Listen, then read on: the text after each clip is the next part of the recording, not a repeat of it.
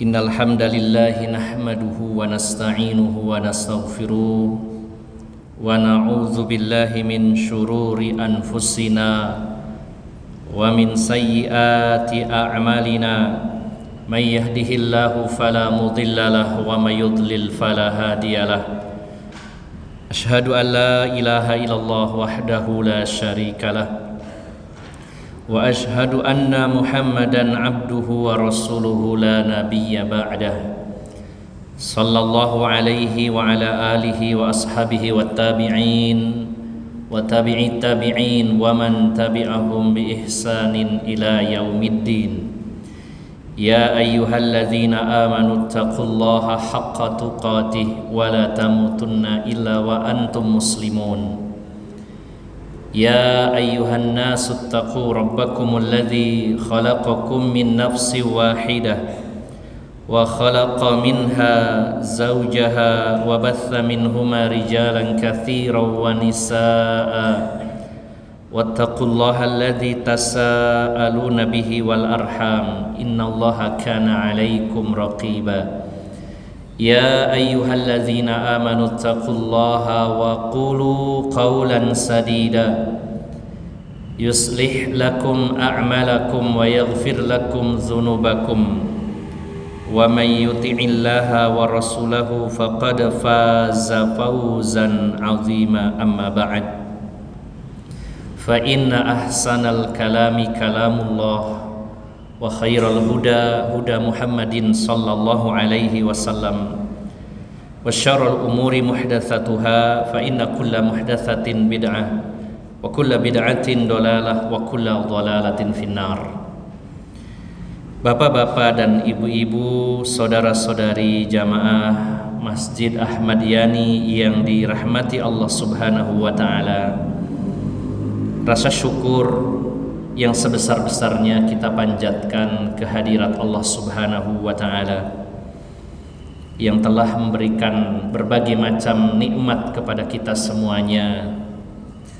Terlebih kita sangat bersyukur kepada Allah Subhanahu wa ta'ala yang telah memberikan hidayah kepada kita semuanya dan telah memilih kita, alhamdulillah, sebagai orang-orang yang memeluk agama yang benar, yaitu Islam. Dan semoga kita diberikan kefaqihan, kepahaman yang dalam terhadap agama ini, karena seseorang yang faqih dalam perkara agama, salah satu bukti bahwa orang tersebut sedang dicintai oleh Allah Subhanahu wa ta'ala, di mana Rasulullah menyatakan, innallaha yu'tid dunya man yuhibbu wa man la yuhibbu. Sesungguhnya Allah Subhanahu wa ta'ala memberikan dunia ini kepada orang yang Allah cintai maupun orang yang tidak dicintai oleh Allah. Dunia apakah berupa harta, jabatan, popularitas dan lain-lainnya, Allah berikan kepada orang-orang yang Allah sayangi maupun yang Allah benci. Kemudian Rasulullah melanjutkan, wa innama yu'tid dina man yuhibbu, dan Allah hanyalah memberikan agama ini kepada orang-orang yang Allah cintai saja. Siapa yang memiliki agama yang benar atau memeluk agama yang benar, faham terhadap agama ini, maka Allah mencintainya. Sebagaimana dalam hadis yang lain, man yuridillahu bihi khaira yufaqihu fid din. Siapa yang Allah inginkan mendapat kebaikan dari hambanya, maka Allah jadikan dia faqih, faham dalam urusan agama ini. Maka ini rasa syukur yang sangat besar sekali ketika Allah Subhanahu wa ta'ala mengenalkan kita kepada agama yang benar, dikenalkan kita dengan sunnah Rasulullah Muhammad sallallahu alaihi wasallam, dan semoga Allah berikan keistiqomahan kepada kita di atas sunnah dan meninggal di atas sunnah dan dalam keadaan husnul khotimah. Bapak-bapak dan ibu-ibu, saudara-saudari yang dimuliakan Allah Subhanahu wa taala, Alhamdulillah, malam hari ini merupakan kajian kedua saya di Masjid Ahmadiyani ini. Namun pertemuan pertama untuk kajian kitab, beberapa waktu yang lalu pihak takmir menyampaikan kepada saya agar bisa mengisi kajian di Masjid Ahmadiyani ini. Kemudian saya sampaikan beberapa pilihan kitab-kitab yang ada. Kemudian sepakat pihak takmir memilih kitab yang berjudul Ad-Da'u wad-Dawa, yang artinya adalah penyakit dan obatnya, karya dari Imam Ibnul Qayyim Al-Jauziyah rahimahullah. Bapak Ibu yang dimuliakan Allah Subhanahu wa taala, yang paling banyak dikaji dalam kitab ini, sebelum kita masuk ke dalam kitab ini ada sedikit gambaran. Yang paling banyak dibahas dalam kitab ini adalah tentang dampak negatif atau bahaya dari perbuatan-perbuatan dosa. Bahkan beliau membahasnya sangat panjang, ada puluhan dampak negatif dari perbuatan dosa. Lalu apa kaitannya dosa-dosa dan maksiat dengan obat dan penyakit, atau penyakit dan obatnya? Maka Bapak Ibu jamaah sekalian, penyakit itu jenisnya sangat banyak, dan salah satu penyakit dan ini sangat berbahaya adalah yang bernama ad-dzunub wal ma'asi, yaitu dosa-dosa dan maksiat-maksiat. Sebagai gambarannya saja, Nabi Adam dan istri beliau melakukan satu dosa, melakukan hanya satu dosa, yaitu memakan buah yang dilarang oleh Allah Subhanahu wa taala di dalam surga. Tapi apa akibat dari perbuatan satu dosa ini? Maka beliau yang sudah bertaubat kepada Allah, istri beliau juga Ibu Hawa bertaubat kepada Allah, dan Allah terima taubatnya, tapi dampak negatifnya dirasakan oleh beliau dan anak keturunan beliau, yaitu beliau diturunkan dari surga, kampung yang penuh dengan kenikmatan, kesejahteraan, berpindah ke dunia kampung yang penuh rasa pedih, rasa sakit, banyak hal yang tidak sempurna di dunia ini. Itu gara-gara satu dosa. Bagaimana kalau dosa itu bermacam-macam? Maka beliau, gambaran dari kitab ini membahas begitu banyak, ada puluhan dampak negatif atau dampak buruk dari perbuatan-perbuatan dosa. Dan juga Bapak Ibu, saudara-saudari yang dimuliakan Allah Subhanahu wa taala, karena kedalaman ilmu beliau, kita tahu bagaimana kapasitas beliau seorang ulama besar. Maka kitab-kitab beliau adalah kitab-kitab yang luar biasa, kitab-kitab yang dibahas, dikaji oleh seluruh kaum muslimin hingga hari ini. Maka salah satunya kitab Ad-Da'u wad-Dawa. Jika nanti kita memperhatikan secara seksama kitab ini, begitu rapi susunan yang beliau buat. Ayat-ayat Al-Quran beliau sampaikan, lebih banyak lagi adalah hadis-hadis Nabi SAW, sebagian dari athar para sahabat Nabi SAW, dan yang tidak kalah baiknya dan tidak kalah pentingnya adalah perkataan beliau dari paragraf ke paragraf yang tidak terlalu banyak namun mengandung hikmah yang begitu dalam. Banyak perkataan beliau dalam kitab ini, walaupun hanya 1-2 baris, tapi karena kedalaman ilmunya, maka apa yang beliau tulis dan beliau sampaikan adalah sesuatu yang sangat dalam dan sangat membekas, serta sangat berpengaruh terhadap jiwa kita semuanya.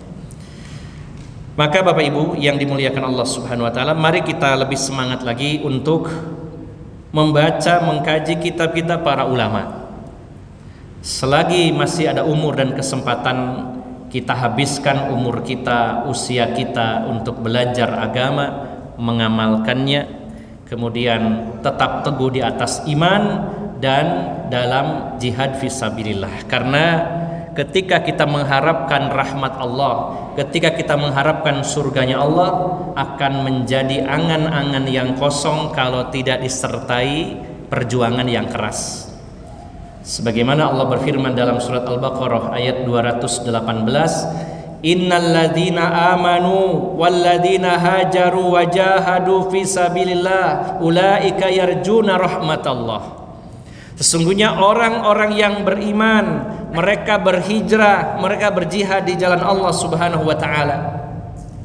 Merekalah orang-orang yang memiliki roja, harapan mendapat ridho Allah, harapan mendapat pahala, harapan masuk surga, bukan harapan yang kosong, tapi mereka beriman, berhijrah, berjihad fisabilillah. Sehingga Bapak Ibu jamaah sekalian yang dimuliakan Allah Subhanahu wa taala, kita tidak bisa hanya mencukupkan saya yang penting sudah beriman. Ya, itu adalah modal utama. Tapi Allah nyatakan, dan orang-orang yang beriman, berhijrah, berjihad fisabilillah, merekalah orang yang pantas dikatakan mengharap ridho Allah, mengharap rahmat Allah Subhanahu wa taala. Maka barang dagangan Allah itu sangat mahal, dan barang dagangan Allah adalah surganya. Mari kita beli dengan benar-benar perjuangan di jalan Allah Subhanahu wa taala, bersungguh-sungguh menuntut ilmu, bersungguh-sungguh mengamalkannya, bersungguh-sungguh dalam mendakwahkannya, dan kita barengi dengan kesabaran dalam menjalani itu semua. Bapak Ibu yang dimuliakan Allah Subhanahu wa taala, kita akan mulai mengkaji kitab ini, dan saya lompati muqaddimah ya. Langsung pada poin yang pertama. Beliau kasih judul wala haula wala quwwata illa billahil aliyyil azim. Setelah beliau menulis bismillahirrahmanirrahim, kemudian judulnya adalah kalimat wala haula wala quwwata illa billahil aliyyil azim. Tidak ada daya upaya dan tidak ada kekuatan kecuali atas pertolongan Allah Subhanahu wa taala yang maha tinggi dan maha agung. Insyaallah metode yang akan saya pakai tidak 100% per kata ya, tapi secara maksimal kita akan baca kitab ini. Namun tentunya tidak secara monoton ya, karena waktu yang sangat terbatas. Yang kedua, mungkin Bapak Ibu juga belum sempat membawa kitabnya, maka saya ambil jalan tengah. Saya baca poin-poin pokok, bahkan mungkin 90%, dan mungkin beberapa poin yang merupakan tambahan-tambahan atau penjelasan saya persingkat dengan bahasa saya sendiri. Baik Bapak Ibu jamaah sekalian, kita lanjutkan. Ma taqulus sadatul ulama'i a'immatud din radhiyallahu anhum ajma'in fi rajulin ibtala bi baliyatin wa 'alima annaha in istamarat bihi afsadat 'alaihi dunyahu wa akhiratuhu wa qad ijtahada fi daf'iha an nafsihi bi kulli tariqin fama tazdadu illa tawqidan wa shiddatan famal hilatu fi daf'iha wa mattariqu ila kashfiha. Jadi ada seseorang yang bertanya ya, kepada para ulama, termasuk pertanyaan ini juga sampai kepada beliau Syekhul Islam Imam Ibnu Qayyim Al-Jauziyah rahimahullah. Ada pertanyaan kepada para ulama dan juga para imam agama ini, para pemimpin agama ini, terutama dari kalangan ulama. Ada pertanyaannya itu, seorang laki-laki, seseorang yang mendapatkan ujian yang sangat berat, dan dia sudah memperhitungkan bahwa kalau ujian ini terus-menerus tidak hilang, tidak berhenti, maka akan merusak dunia dan akhiratnya. ya. Sementara dia sudah berjuang keras untuk mencegahnya dengan segala cara, tapi tidak menambah apapun kecuali tambah parah dan tambah berat. Ada seseorang yang diuji, bisa jadi ujiannya adalah berupa sakit yang tidak kunjung sembuh. Apakah sakit yang dialami dirinya atau keluarganya? Dan sakit ini sangat menyibukkan dia. Kalau terus menerus tidak ada solusi, maka dikhawatirkan akan rusak dunia akhiratnya. Padahal dia sudah berjuang keras dengan segala cara untuk menyembuhkan penyakit atau ujian tadi berupa sakit, ya. Atau sebenarnya bisa berupa problem-problem hidup lainnya, ya. Maka orang ini bertanya, lalu kira-kira apa solusi untuk mencegah atau apa solusi untuk menghilangkan kalau sudah menimpa? Pertanyaannya, famal hilatu fi dab'iha wa mattariqu ila kashfiha.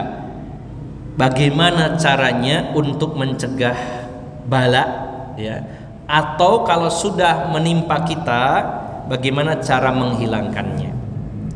Kemudian dia mengatakan, farahimallahu man a'ana mubtala wallahu fi aunil abdi ma kana al abdu fi auni akhihi aftuna ma'jurin. Maka semoga Allah merahmati orang yang mau membantu kepada orang yang dapat ujian ini. Di sebuah pertanyaan, ya, konsultasi yang sangat sopan, penuh adab kepada para ulama, termasuk kepada Imam Ibnul Qayyim Al-Jauziyah. Kalau bahasa kitanya, wahai Imam Ibnul Qayyim, saya ini punya masalah yang tidak kunjung selesai. Saya sudah berjuang dengan segala upaya. Di sini tidak disebutkan ujiannya, seandainya itu sakit. Saya sudah berobat dengan berbagai macam cara. Sudah puluhan dokter, pengobatan alternatif, apa kata orang saya turuti supaya bisa sembuh, tapi tidak sembuh-sembuh. Dan ini kalau dibiarkan terus akan merusak dunia akhirat saya.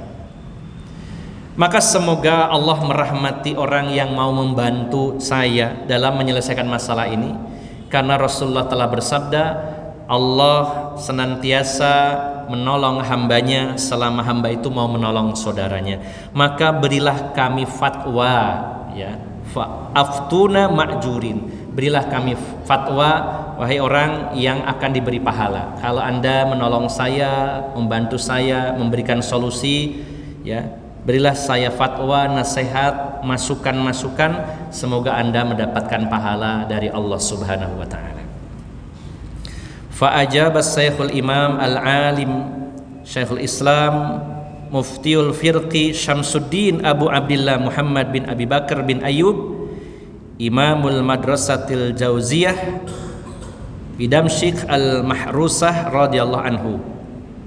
Maka Syekh Al-Imam Al-Alim Syekh Islam, ya, Muftiul Firq, beliau adalah disebut Muftiul Firq, artinya seseorang yang memiliki sifat mengkritik yang tajam, ya, seorang kritikus yang tajam, ya. Kalau bahasa kitanya korektor, ya, orang yang bisa mengorek, oh ini salah, ini benar, gitu. Itu julukan beliau. Tapi yang paling terkenal gelar beliau adalah Syamsuddin, mentarinya agama ini. Itu gelar yang diberikan kepada beliau Imam Ibnul Qayyim, ya. Dan beliau adalah imam di Madrasah Al-Jauziyah di Damaskus, ya. Maka beliau menjawab, ini akan menjadi bahasan dalam kitab ini. Kadang-kadang sebuah kitab itu ditulis bukan semata-mata penulisnya punya inisiatif, oh saya mau nulis kitab. Kadang-kadang inisiatif itu muncul ketika ada pertanyaan, ya. Sebagaimana kitab guru beliau Syekhul Islam Ibnu Taimiyah yang berjudul Al-Aqidah Al-Wasithiyah. Al-Aqidah Al-Wasithiyah. Beliau menulis kitab itu setelah ada orang dari pelosok kampung datang kepada beliau mengadukan permasalahan, yaitu banyaknya orang yang menyimpang dalam masalah sifat-sifat Allah. Maka tamu ini meminta kepada beliau untuk menulis sebuah kitab yang menjelaskan tentang sifat-sifat Allah. Maka beliau tulis kitab Al-Aqidah Al-Wasithiyah.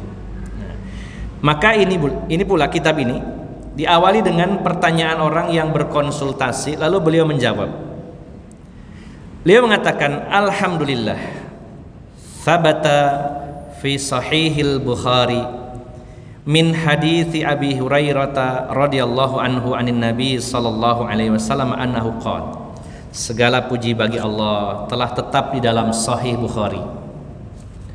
Jadi saya sangat senang beliau seringkali dalam membahas satu bab menyampaikan dulu Sahih Bukhari terus Sahih Muslim baru yang lainnya.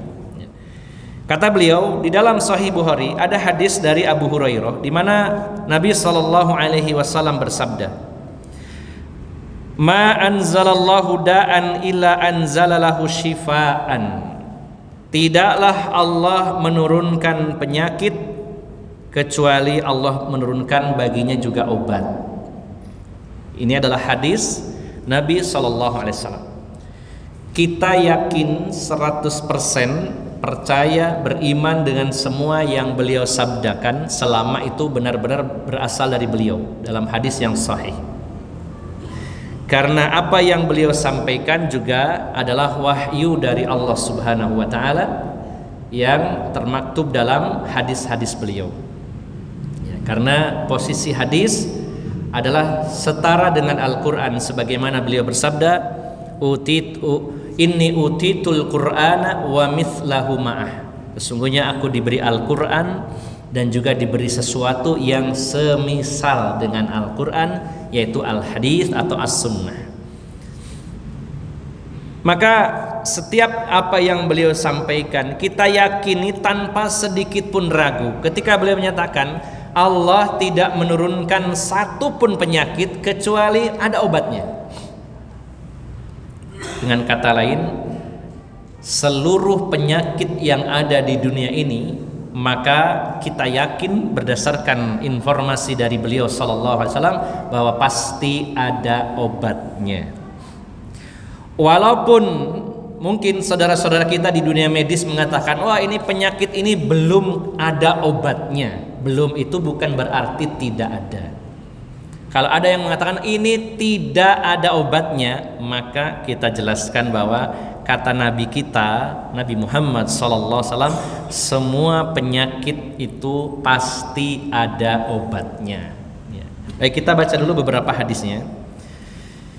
Wa fi sahihi Muslim, dalam Sahih Muslim min hadis Jabir bin Abdullah qala Rasulullah sallallahu alaihi wasallam.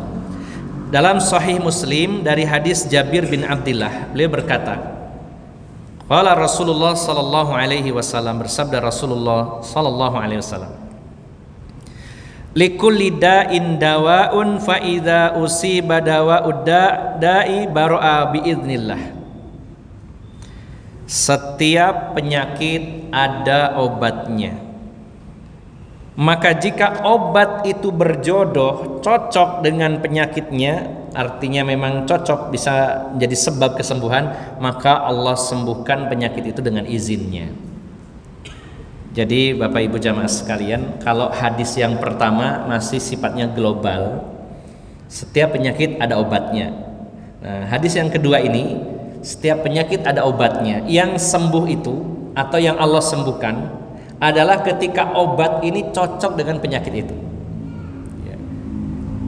Karena Bapak Ibu jamaah sekalian, satu penyakit bisa jadi ya banyak obat yang dipilih, tapi belum tentu cocok semuanya.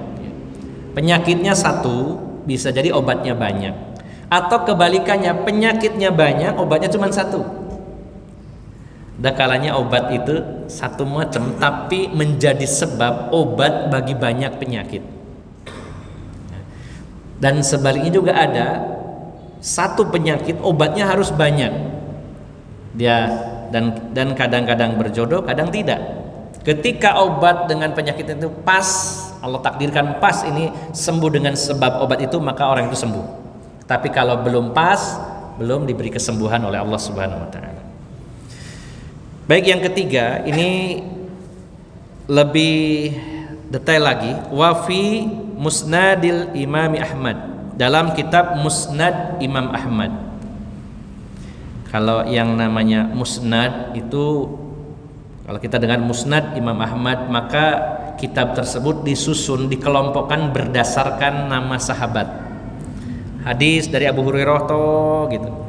Hadis dari Ibnu Umar, dikelompokkannya berdasarkan nama rawi dari kalangan sahabat. Dalam Musnad Imam Ahmad dari hadis Usamah bin Syuraik dari Nabi SAW, beliau bersabda, innallaha lam yunzil da'an illa anzalalahu shifaan alimahu man alimahu wa jahilahu man jahilahu. Sesungguhnya Allah tidak menurunkan penyakit kecuali menurunkan obatnya. Maka sebagian orang tahu, sebagian tidak tahu. Maksudnya begitu. Alimahu man alimahu wa jahilahu man jahilahu.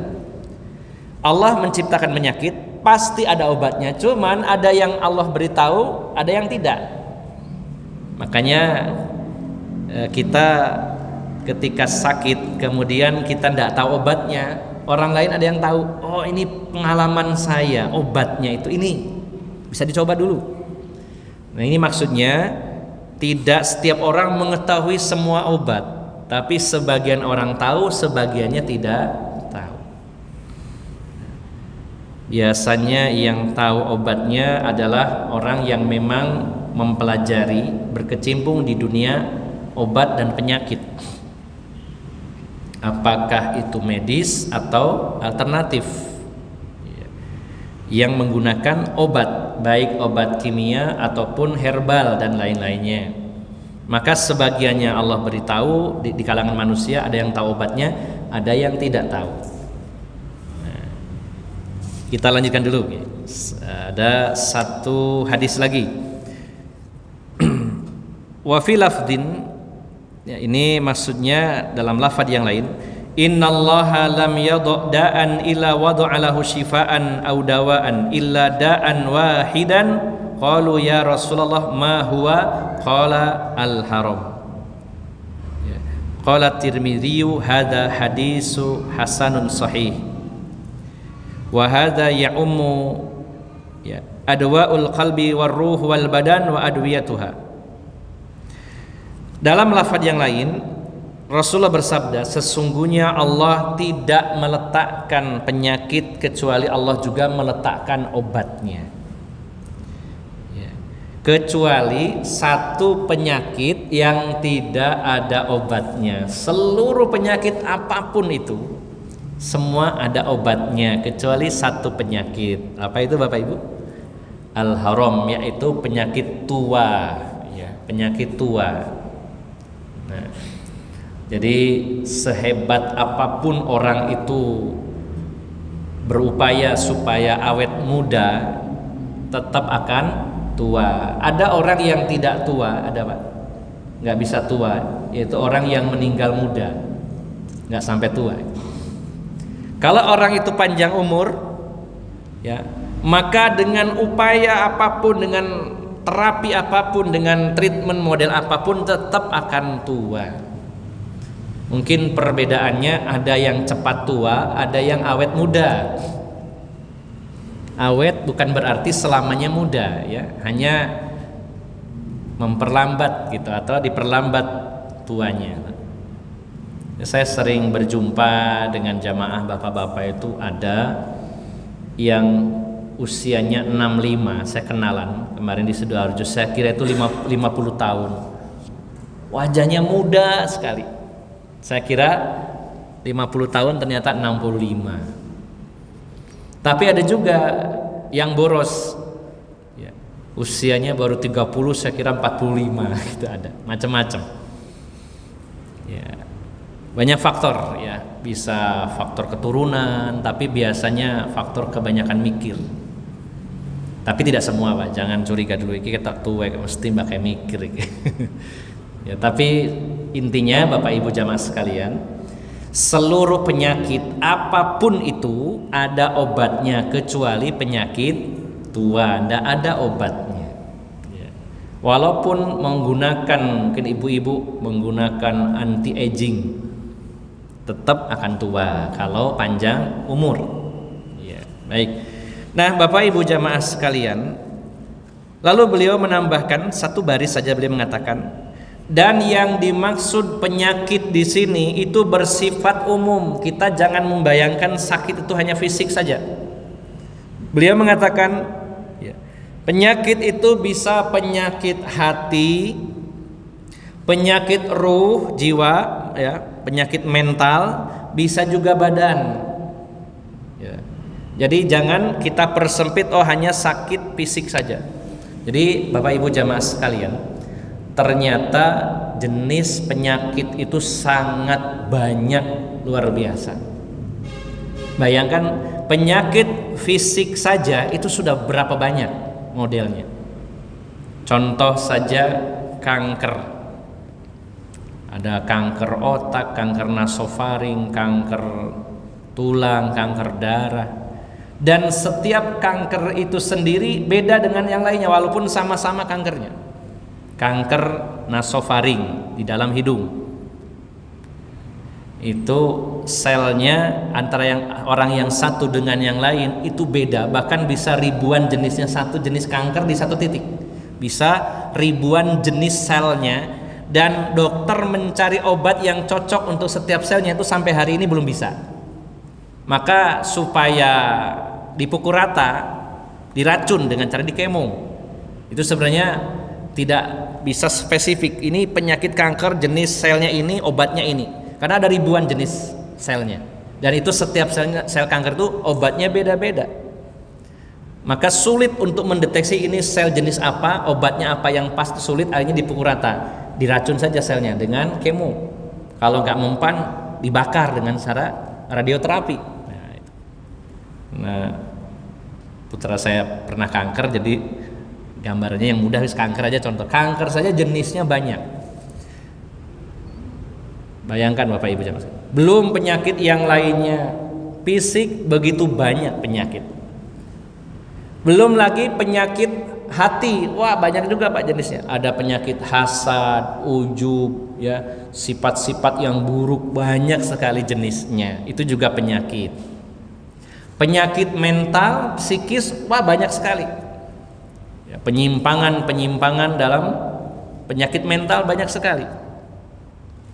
Ada yang namanya NPD, Narcissistic Personality Disorder, misalnya ada BPD, psikopat, dan lain-lain, itu banyak sekali. Mungkin yang di dunia psikologi lebih paham dari saya, karena saya cuma sekilas saja. Itu jenis-jenis penyakit mental. Belum lagi nun sewu, nanti di belakang kitab ini juga ada sampai beliau membahas, ya, penyakit kelainan seksual. Saya tuh sampai heran, kemarin ada yang konsultasi masih muda, belum nikah. Alhamdulillah sudah hijrah, mau ngaji, mau taubat, tapi masih nangis terus, masih bingung. Ya, ternyata nun sewu, ini tidak sebut nama, itu ada satu kelainan. Jadi dia memuaskan hasrat seksualnya itu dengan jok motor, ya Pak? Nggak kurang akhwat, ya, tinggal nikah, tapi dia melampiaskannya pakai jok motor. Saya nggak pernah kepikir gitu. Gimana caranya? Saya nggak nanya caranya gimana gitu. Ya intinya nun saya bahasanya main sendiri, tapi dengan medianya adalah jok motor.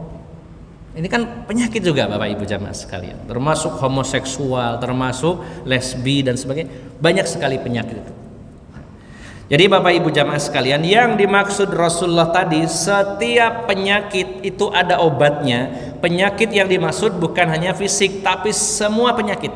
Baik fisik yang ribuan jenisnya, penyakit hati, penyakit mental, ya. Kemudian juga disorder gitu, penyimpangan, abuse istilahnya, banyak sekali, luar biasa.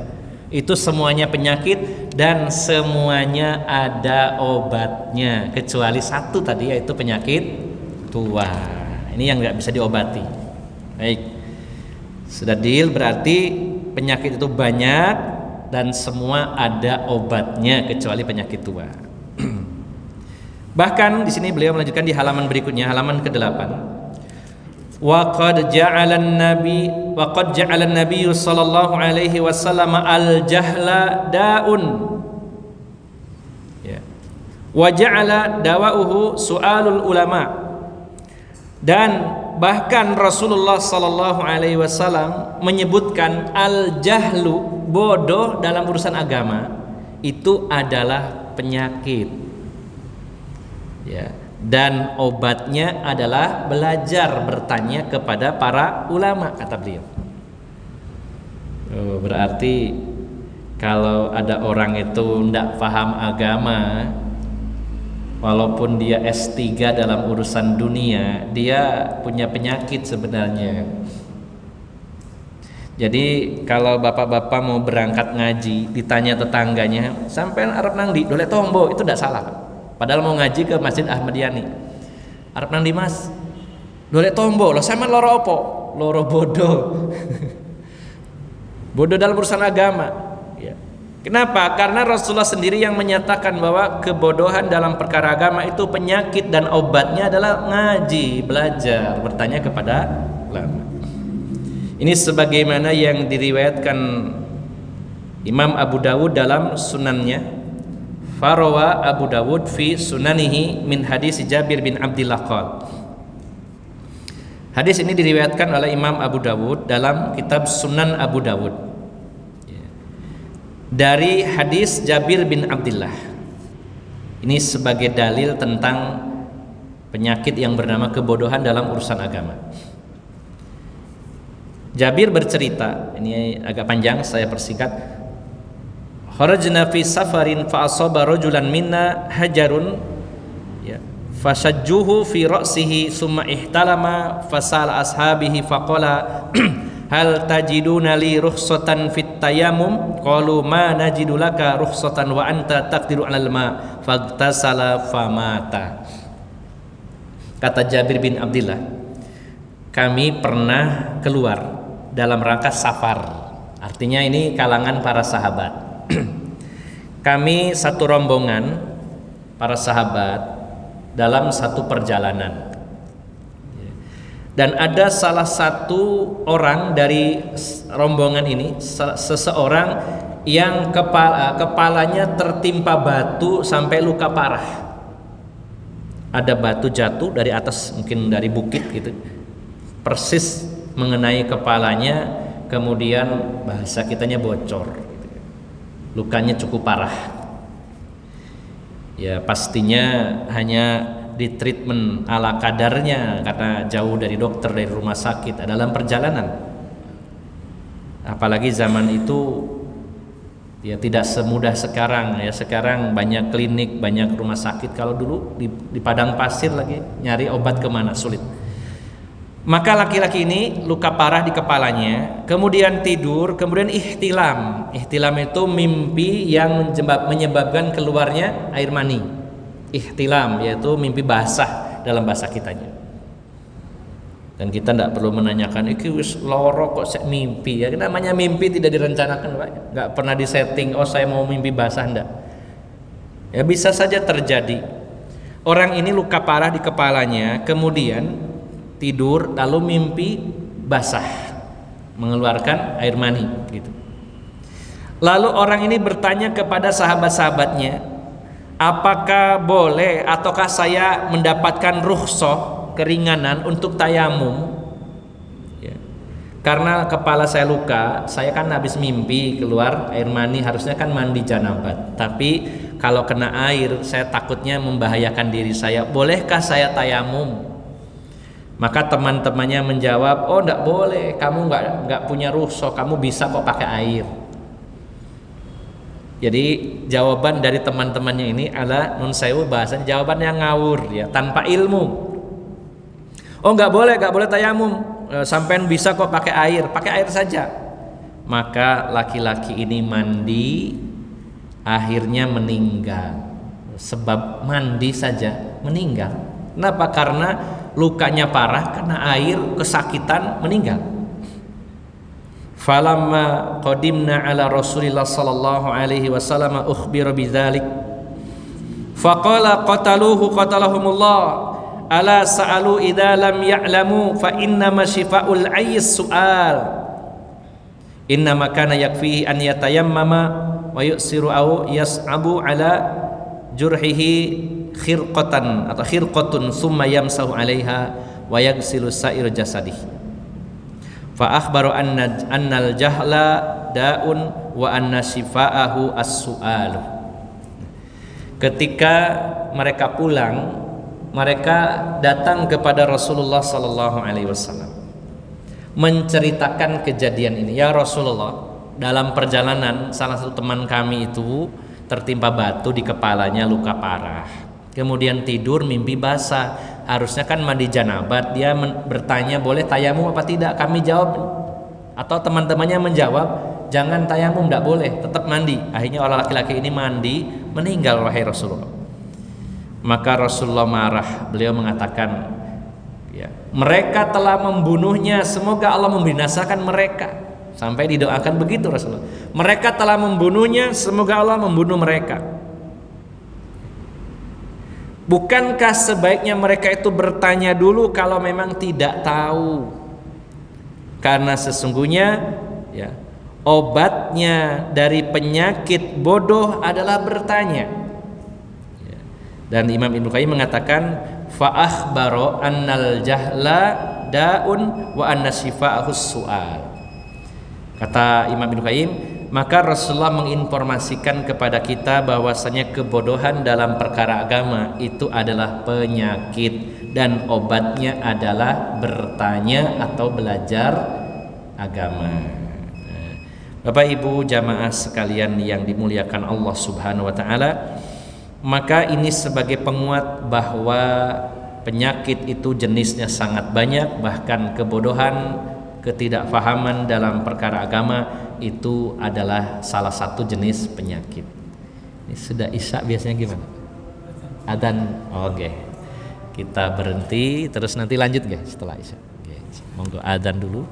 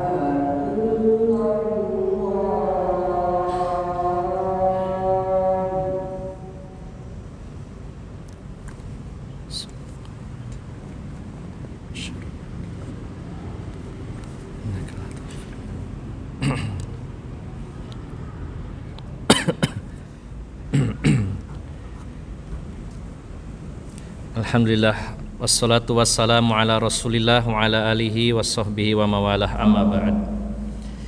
Kita lanjutkan Bapak Ibu jamaah sekalian. Jadi kita sudah mendapat satu poin dari kitab ini, yang mana kesimpulannya adalah bahwa setiap penyakit ada obatnya kecuali penyakit tua. Dan penyakit itu sangat banyak jenisnya, bahkan termasuk kebodohan dalam urusan agama itu termasuk penyakit, dan obatnya juga ada, yaitu su'alul ulama, bertanya, belajar kepada para ulama. Kita akan masuk ke poin berikutnya. Wa qad akhbara subhanahu 'anil Qur'ani annahu shifaa'un. Dan sungguh Allah Subhanahu wa ta'ala mengabarkan, memberitahu kepada kita, menginformasikan kepada kita tentang Al-Quran, bahwasanya Al-Quran itu adalah obat atau syifa, yaitu obat. Allah Subhanahu wa ta'ala berfirman, yaitu surat Fussilat ayat 44, surat 41 ayat 44. Walau ja'alnahu Qur'anan a'jamiyan laqalu laula fussilat ayatuh. A'jamiyun wa arabi. Ini sebenarnya kalau dibaca bukan a'jamiyun, tapi ini adalah salah satu ayat goribah ya, yang namanya tashil. Jadi bacanya panjang tapi ditekan. A'jamiyun wa arabi. Tapi aslinya a'jamiyun. Apakah ajam non Arab gitu ya? Kita bahas dulu. A'jamiyun wa arabiyun qul huwalil ladzina amanu huda wa syifa. Dan sekiranya, seandainya kami menjadikan Quran itu a'jami, berbahasa selain Arab, sungguh mereka akan mengatakan sekiranya ayat-ayat itu dirinci. Berbahasa selain Arab ataupun bahasa Arab, katakan wahai Muhammad, bahwasanya dia itu, Al-Quran itu syifaun wa rahmatun lil mu'minin. Al-Quran itu obat dan rahmat bagi orang-orang yang beriman. Jelas kalimatnya, syifaun wa rahmatun. Al-Quran itu obat dan rahmat bagi orang-orang yang beriman. Wa min huna li bayanil jinsi la litab'id. Jadi dalam bahasa Arab ada salah satu huruf jar ya, harfu jarin, min ya, di situ ada kalimat minal Quran. Apa tadi ya kalimatnya? Kelewat, maaf. Satu ayat lagi, bukannya ini, satu ayat lagi. Surat Al-Isra ayat 82. Saya lompat bacanya. Yang pertama surat Fussilat ayat 44, yang kedua Al-Isra ayat 82. Allah berfirman, wa nunazzilu minal Qur'ani, ada kata minal Qur'ani. Wa nunazzilu minal Qur'ani ma huwa syifaa'u wa rahmatul lil mu'minin. Kalau yang tadi kalimatnya a'jamiyun wa arabiyyun qul huwalil ladzina amanu huda wa syifa. Saya lompat bacanya, maaf. Jadi saya ulangi, yang pertama surat Fussilat ayat 44. Allah menyatakan, qul wahai Muhammad katakan, ya, huwa lil ladzina amanu. Dia Al-Qur'an itu bagi orang-orang yang beriman, hudan sebagai petunjuk, wasyifa dan sebagai obat. Ini ayat Fussilat 44. Mohon maaf tadi lompat. Nah, ayat yang berikutnya kedua, Al-Isra ayat 82, Allah berfirman, wa nunazzilu minal Qur'ani ma huwa syifaa'u wa rahmatul lil mu'minin. Dan kami menurunkan dari Al-Quran ya, yaitu obat dan rahmat bagi orang-orang yang beriman. Kata min, dari, secara bahasa Indonesianya dari, huna di ayat ini li bayanil jinsi la litab'id. Fa innal Qur'ana kullahu shifaa'un kama qala fil ayatil ukhra fahuwa syifaun lil qulubi min da'il jahli wasyak warraib. falam yunzilillahu subhanahu minas sama'i shifaa'un qattun a'amma wala anfa'a wala a'zama wala anja'a fi izalatid da'i minal Qur'an. Nah, Bapak Ibu jamaah sekalian yang dimuliakan Allah Subhanahu wa taala, kalau kita perhatikan ayatnya, dan kami menurunkan ya dari Quran ini obat dan rahmat bagi orang-orang yang beriman. Nah, kata-kata dari di sini karena min itu kadang-kadang menjelaskan pembagian ya. Maksudnya itu bagian. Contohnya begini ya. Rasulullah bersabda, "Inna minal bayani lasihrun." Sesungguhnya sebagian dari perkataan itu adalah seperti sihir. Maksud sebagian di sini artinya tidak semua. Ya. Ada orang saking hebatnya bicara seolah-olah menyihir orang, bukan sihir beneran. Ya. Audien seolah tersihir dengan perkataannya. Nah, maka Rasulullah mengatakan sesungguhnya sebagian dari perkataan itu ada yang efeknya seperti sihir, bisa mempengaruhi orang. Nah, ini adalah min litab'id, menunjukkan sebagian perkataan. Tidak semua orang ngomong bisa menyihir, tidak.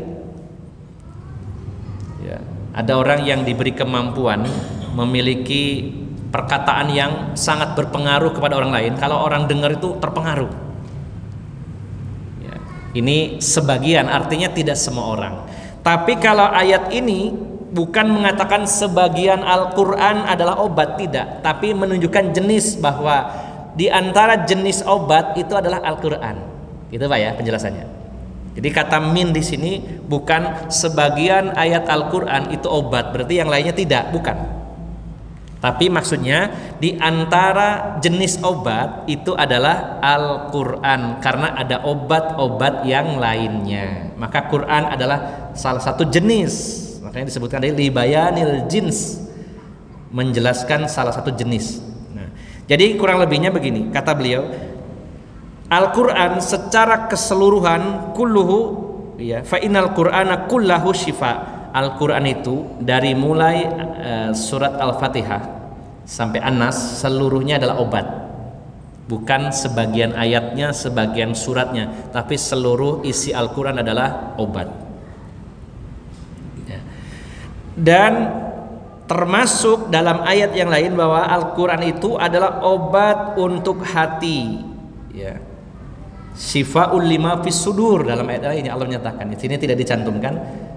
Al-Quran itu adalah syifaul lima fis sudur, obat bagi penyakit yang ada di dalam dada manusia, itu hati manusia. Nah, satu poin yang perlu kita garis bawahi Bapak Ibu jamaah sekalian, ini yang perlu kita benar-benar ingat dan yakini seyakin-yakinnya. Ya. Beliau mengatakan Allah tidak pernah menurunkan obat yang terbaik dari langit langsung. Allah tidak pernah menurunkan obat yang terbaik, obat yang multifungsi untuk seluruh penyakit, paling bermanfaat, paling dahsyat selain Al-Quran. Jadi maksudnya dari sekian ribu bahkan mungkin jutaan jenis obat, Al-Quran adalah obat yang turun langsung dari langit, dan itu adalah yang terbaik. Nah, rupanya ini yang jadi PR kita kaum muslimin. Seringkali kita lebih mengandalkan obat-obat yang lainnya daripada Al-Quran. Sebagian orang, sebagian kaum muslimin menganggapnya Quran itu obat untuk sihir saja. Kalau kena santet diruqyah ya,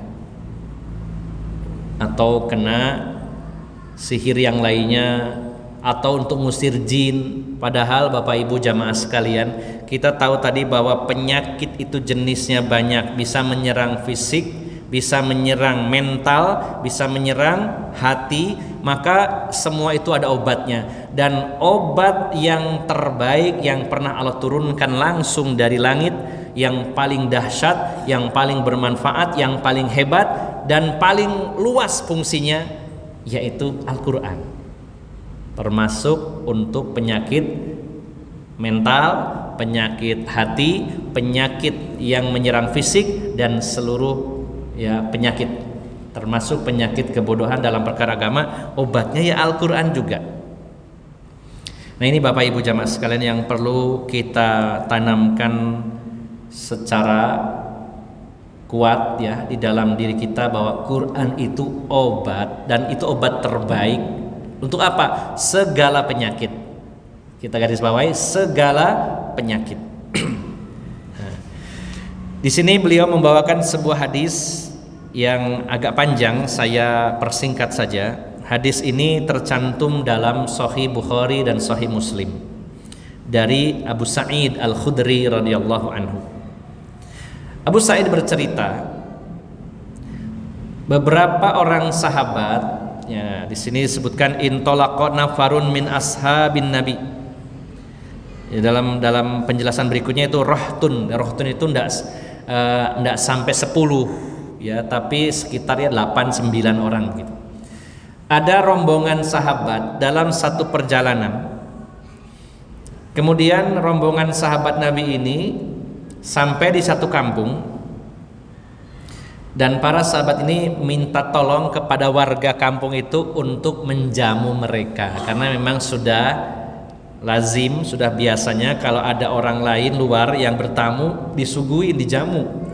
Tapi ternyata penduduk kampung itu pelit, tidak ada yang menjamu seorang pun dari sahabat Nabi, bahkan air saja tidak. Maka para sahabat akhirnya berlalu saja, wah ini mampir gak kena diampiri, jangankan godok gedang, banyu ya gak metu, misalkan itu bahasa kitanya begitu ya. Akhirnya berlalulah para sahabat itu. Ketika para sahabat ini berlalu, kepala desanya, kepala sukunya itu disengat kalajengking. Ada riwayat lain digigit ular. Di kakinya digigit ular atau binatang yang berbisa, dan efeknya luar biasa ya, pastinya bengkak, kesakitan, nggak bisa jalan bahkan. Kemudian dia mengundang seluruh tabib yang ada di kampung itu, semuanya ngobati, tidak ada yang berhasil menyembuhkannya atau menjadi sebab kesembuhannya. Berbagai cara dilakukan, tidak bisa, obat apa-apa tidak bisa, udah mentok. Maka ada orang yang mengatakan, barangkali tadi itu ada rombongan orang, barangkali ya, namanya pengalaman orang, kemampuan orang kan mungkin berbeda-beda. Kalau kita sudah mentok, tidak bisa ngobati, barangkali orang-orang tadi ada yang tahu ilmunya atau mengerti cara mengobatinya. Gimana kalau kita mintain tolong mereka? Maka semuanya sepakat menyusul rombongan para sahabat tadi, akhirnya tersusul. Nah, sahabat ini diminta tolong. Kalau bahasa kita, Mas, nun sewu, kami warga kampung tadi yang jenengan lewati, ini kepala suku kami digigit ular berbisa sehingga tidak bisa berjalan dan kesakitan. Barangkali di antara panjenengan ada yang bisa ngobati. Maka salah satu sahabat mengatakan, oh saya bisa meruqyahnya. Tapi tadi kami mampir kampung sampean tidak disuguhi apa-apa. Jadi saya mau ngobati dengan syarat ada upahnya. Kalau dibayar saya mau. Terus bayarnya apa, Mas? Ya bisalah dibayar dengan beberapa ekor kambing. Oke, siap, sepakat, yang penting kepala suku kami sembuh. Hanya sepakat. Maka balik lagi rombongan sahabat Nabi itu, yang ngobatin satu orang. Sesampainya di kampung itu kemudian seorang sahabat ini membaca surat Al-Fatihah. Di sini disebutkan wa yaqra'u alhamdulillahirabbil alamin. Maksudnya membaca surat Al-Fatihah. Setelah membaca surat Al-Fatihah, kemudian ditiup, tapi tiupnya bukan tiup angin ya Pak ya. Jadi kalau ruqyah dengan ayat-ayat Al-Quran atau dengan doa-doa yang diajarkan Rasulullah, itu niupnya itu yang disebut nafas. Nafas itu angin campur percikan ludah, gitu ya. Itu namanya nafas. Ya, kalau niup kan cuma angin ya Pak. Nah, itu niup namanya. Nah, kalau al-busok nun sewu itu meludah. Nah, ini antara meludah dan meniup. Jadi niup tapi mercik. Itu namanya nafas. Ya. Maka setelah membaca Al-Fatihah satu kali, lalu ditiupkanlah sambil ada sedikit ludahnya tepat kepada luka gigitan tadi binatang berbisa tadi. tiup. Maka tiba-tiba kepala suku ini berdiri dan seperti lepas dari sebuah ikatan, lalu berjalan-jalan. Wah, kok marah sih, sehat, seperti nggak sakit gitu. Langsung lontang-lantung jalan dengan senangnya. Wah, luar biasa, ini saya sembuh. Maka akhirnya mereka memenuhi janji mereka, memberikan upah beberapa ekor kambing. Nah, karena beberapa orang, yang ruqyah 1 orang, yang lainnya minta jatah. Mas, aku ya oleh bagian, Mas. Loh, saya kan yang ruqyah kok minta bagian, ya kan sing ngeterno sopo lah, anggap aja uang dengar gitu kalau bahasa kita ya. Minta jatah sahabat yang lain, kan kami juga ikut nimbrung di sini ya, mendukung sampean lah, jagain, nemani. Oh, nggak bisa, ini harus saya sampaikan dulu kepada Rasulullah. Nah, nanti urusan keputusannya terserah Rasulullah bagaimana. Maka mereka pulang membawa beberapa ekor kambing dan bercerita kepada Rasulullah tentang kejadian itu. Maka beliau bersabda, "Wa ma yudrika annaha ruqyah?" Ya. Tidakkah kalian mengetahui bahwa Al-Fatihah itu adalah ruqyah? Artinya Rasulullah membenarkan perbuatan para sahabat. Lalu beliau bersabda, "Qad asabtum, ya, iktasamu wadribuli ma'akum sahman." Baik, kalau begitu, ya, aku beritahu bahwa Al-Fatihah itu adalah ruqyah. Ini sebagaimana dalam hadis yang lain, dalam penjelasan Imam Ibnu Katsir dalam tafsir Ibnu Katsir, ketika beliau menafsirkan surat Al-Fatihah, maka ada satu pembahasan tentang nama-nama lain dari surat Al-Fatihah. Selain disebut Al-Fatihah, juga disebut Ummul Quran, juga disebut Ummul Kitab, juga disebut As-Sab'ul Mathani, disebut juga namanya Asy-Syifa dan juga Ar-Ruqyah. Itu nama lain dari Al-Fatihah. Hanya saja yang populer di tengah-tengah masyarakat itu Al-Fatihah. Jarang, bahkan saya belum pernah mendengar ya orang mengatakan ya ila hadratin Nabil Mustafa Muhammadun sallallahu alaihi wasallam Al-Fatihah. Kebanyakan Al-Fatihah ya. Enggak ada enggak Pak? Ila hadratin Nabil Mustafa Ar-Ruqyah gitu. Enggak ada ya. Tapi itu nama lain Al-Fatihah. Ya. Ini artinya Bapak Ibu jamaah sekalian, Rasulullah membenarkan perbuatan sahabat tadi yang meruqyah dengan surat Al-Fatihah dan Allah berikan kesembuhan. Bahkan akhirnya Rasulullah mengatakan, kalau begitu kambingnya dibagi, lah jangan lupa saya juga punya saham di sini. Wadribuli ma'akum sahman. Saya juga dapat bagian kalau begitu. Kan yang ruqyah 1 orang, yang satunya mengantar, yang satunya uang dengar. Tapi kalian kan konsultasi ke saya juga dapat bagiannya. Maka dibagilah oleh sahabat tadi, termasuk Rasulullah SAW mendapatkan bagiannya. Sedikit lagi tambahkan. Nah, Imam Ibnu Qayyim pernah bercerita, wa makastu bi Makkata muddatan ta'tariyani adwa'u wala ajidu tabiban wala dawa fakuntu u'aliju nafsi bil fatihati fa'arolaha ta'thiran ajiban. Kata Imam Ibnu Qayyim, saya pernah tinggal cukup lama di Mekah dan saya pernah sakit. Di sana saya tidak punya obat dan juga tidak ada tabib. Ya, obat nggak ada, dokter nggak ada, apotik nggak ada, pokoknya nggak ada obat, nggak ada yang nerapi sama sekali. Maka aku mengobati diriku sendiri dengan membaca Al-Fatihah. Ya. Kalau dalam riwayat lain termasuk juga yang diamalkan oleh Imam Ahmad, beliau merasa demam, ya sakit demam, mengambil air putih, baca Al-Fatihah, ditiup, diminum sendiri. Maka kata Imam Ibnu Qayyim, maka saya melihat pengaruh yang menakjubkan dari Al-Quran, yaitu surat Al-Fatihah, dan Allah berikan kesembuhan. Bahkan para ulama di antara Imam Ahmad mengatakan, setelah saya terapi sendiri dengan minum air yang dibacakan Al-Fatihah, saya merasa lebih sehat dan lebih bugar dari sebelum sakit ini. Nah, jadi Bapak Ibu yang dimuliakan Allah Subhanahu wa taala, setelah membahas tentang penyakit yang ada dan ada semuanya ada obatnya, Maka obat terbaik yang pernah Allah turunkan dari langit adalah Al-Quran. Maka ada fakta-fakta sejarah, bukti-bukti di mana para sahabat, termasuk juga para ulama seperti Imam Ibnu Qayyim, Imam Ahmad bin Hambal pernah juga mengobati dengan menggunakan Al-Quran atau membaca Al-Quran sebagai ruqyah begitu. Nah, jadi Bapak Ibu jamaah sekalian yang dimuliakan Allah Subhanahu wa taala, saya tambahkan sini sebagai penutup bahwa bacaan Al-Quran akan menjadi sebab, ya sekali lagi sebab ya, bukan yang menyembuhkan Allah. Bacaan Al-Quran terutama ayat-ayat ruqyah termasuk Al-Fatihah yang paling utama menjadi sebab kesembuhan jika, ini ada penjelasan dari Imam Qayyim, jika yang pertama memang dari keyakinan yang membaca dan yang mendengar yang diobati.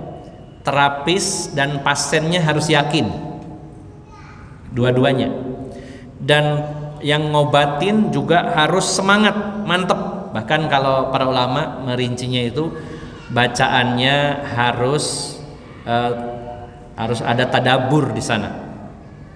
Kemudian harus khusyuk, ya, baca Qur'annya khusyuk, tadabbur, dan menguatkan tawakal, dan harus yakin. Jadi kalau kita punya keyakinan dan yang diobati juga yakin, kalau kita ngobati diri sendiri kita yakin Allah akan menyembuhkan dengan sebab Al-Quran, karena Al-Quran adalah obat terbaik, maka insya Allah Allah akan sembuhkan. Kenapa seringkali tidak ngefek? Karena seringkali kita sendiri yang ragu. Ngambil air, Bismillahirrahmanirrahim, waras enggak ya kira-kira aku iki opo iki, paling ya enggak mandi. Nah, belum sudah ragu, paling enggak mandi gini aku sing moco gitu. Koyane kudu ustad iki nek aku sing agak pede. Nah, itu Pak kesalahannya. Al-Qur'an sebagai obat bisa digunakan dibaca oleh siapapun kaum muslimin, tidak harus ustad, tidak harus kiai, tidak harus peruqyah. Bapak ibu pun bisa mengamalkannya. Yang penting apa? Mantap, yakin, ya. Dan ada tadabbur di sana. Termasuk juga ruqyah ketika ada orang kesurupan dan lain-lainnya. Kalau ragu-ragu, tidak ngefek sama sekali. Ada salah satu jamaah itu kapten di kapal, salah satu awak kapal itu kesurupan. Cerita ke saya. Terus saya bacakan ayat kursi, Ustaz. Baca sampai selesai, tidak ngefek ya, sama sekali. Setelah itu saya pikir-pikir kenapa ya nggak efek? Oh mungkin saya kurang tadaburnya, lebih khusyuk lagi. Diulang lagi, lebih khusyuk, tadabbur maknanya apa, diresapi, dan penuh keyakinan bahwa Allah akan menyembuhkan. Dengan izin Allah langsung diberi kesembuhan, kesurupannya berhenti langsung. Nah, rupanya ini kuncinya Bapak Ibu jamaah sekalian. Jadi harus yakin bahwa Al-Quran itu obat terbaik sebelum yang lainnya. Alhamdulillah saya sering mempraktekkan ini anak-anak kalau sakit, sakit biasa Pak ya, asal mungkin kalau yang gawat darurat ya tetap dibawa ke rumah sakit atau ke dokter dan lain-lainnya. Kalau cuma demam tinggi, batuk pilek seperti itu, ya anak-anak kecil kita suruh tengkurap, ini salah satu pengalaman saja, bisa dengan yang lain tapi ini salah satu pengalaman. Kalau ada anak kecil mungkin demam, tidak enak badan, masuk angin sebagainya, ambil minyak zaitun, kemudian kasih bawang merah, diremet gitu, dicampur minyak zaitunnya, kemudian bacakan surat Al-Fatihah dan diurutkan di punggungnya sambil dibacakan Al-Fatihah, ditiup.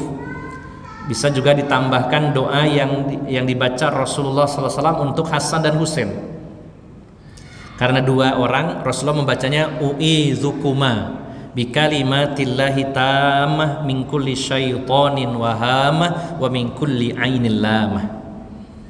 Kalau anak kita laki-laki satu u'izuka, kalau perempuan u'izuka bikalimatillahi tammah min kulli syaitonin wahamah wa min kulli ainil lamah. Alhamdulillah selama ini jarang berkepanjangan bisa dipraktekkan, karena juga ini berdasarkan hadis Nabi SAW membaca Al-Fatihah tadi, dan juga dipraktekkan oleh para ulama Maka kita harus yakin bahwa Al-Quran itu adalah obat terbaik. Jangan pernah ragu. Sebelum obat-obat yang lainnya, obat yang terbaik. Dan dikatakan di sini a'amma, artinya obat yang universal, atau dengan bahasa lainnya multifungsi. Obat bagi segala penyakit adalah Al-Quran. Dan itu seluruh ayatnya, walaupun boleh menekankan kepada ayat-ayat tertentu yang menjadi ayat-ayat ruqyah.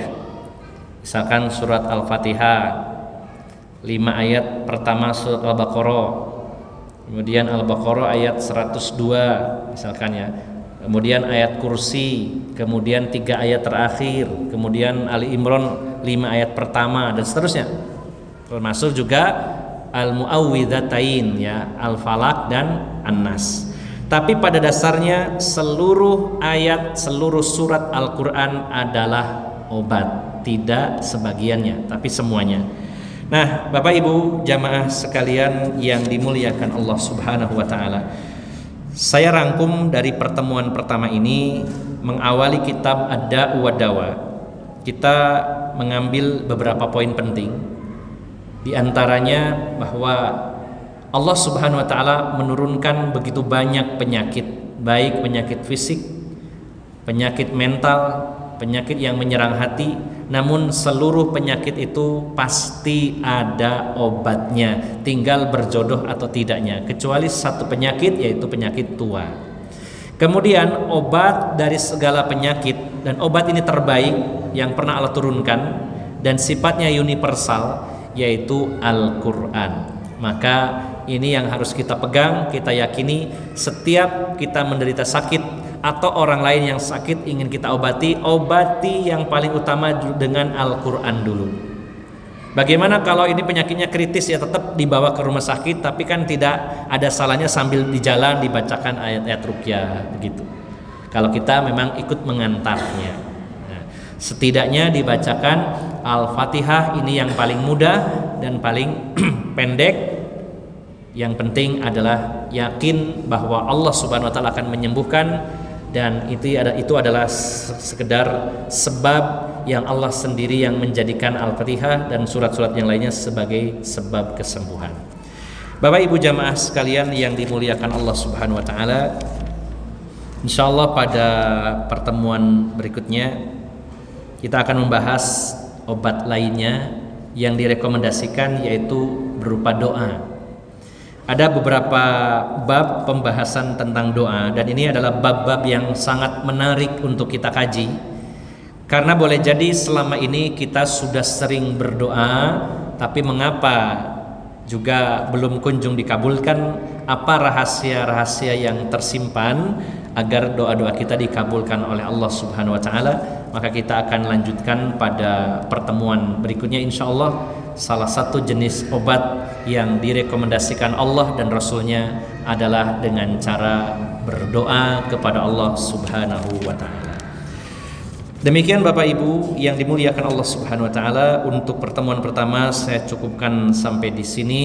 Mudah-mudahan bermanfaat, dan semoga siapapun di antara kita yang sedang mengalami sakit, baik sakit fisik ataupun mentalnya, mungkin juga hatinya, semoga Allah segera angkat penyakitnya dan Allah berikan kesembuhan secara totalitas.